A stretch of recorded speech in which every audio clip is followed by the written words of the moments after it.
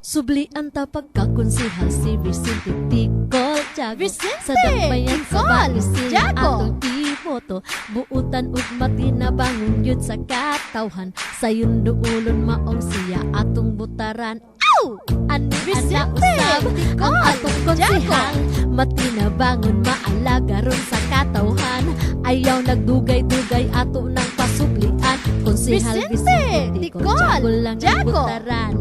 Matinabangon yun o kasaligan. Ilabi na gayud sa mga kabatanunan. Sayon duulon sa muta sa nanginahanglan. Si Vicente Ticol Jago lang ang atong butaran. Ayaw na magkagol mga kadakbayan. Kay ani anang andam mo tabang sa katawhan. Si Vicente Ticol Jago atong pasublian. Pagkakonsihal sa Bai City siya butaran. Sublian ta pagkakonsihal si Vicente Ticol Jago. Sa dakbayan sa Bai siya atong iboto. Buutan ug matinabagon yun sa katawhan. Sayon duulon maong siya atong butaran. Maong aniana iboto na siya ayaw sugayan. Ticol Jago. Vicente Ticol Jago pagkakonsihal sa Bais. O ayaw na magkagol mga kadakbayan.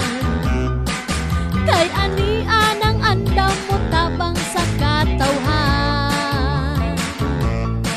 Si Vicente Ticol Jago atong pasublian. Pagkakonsihal sa Bai City siya butaran. Sublian ta pagkakonsihal si Vicente Ticol Jago. Sa dakbayan sa Bai siya atong iboto. Buutan ug matinabangon yun sa katawhan. Sayon duulon maong siya atong butaran. Paugnat sa kusog iyang gipangulon. Aring malikay sa binu ang mga kabataan. Sa illegal nga bisyo iya yun nga gilidan. Mga katawhan sa drugas iyang palikayan. Ayaw na magkagol mga kadakbayan. Kay ani anang andam mo tabang sa katawhan. Si Vicente Ticol Jago atong pasublian.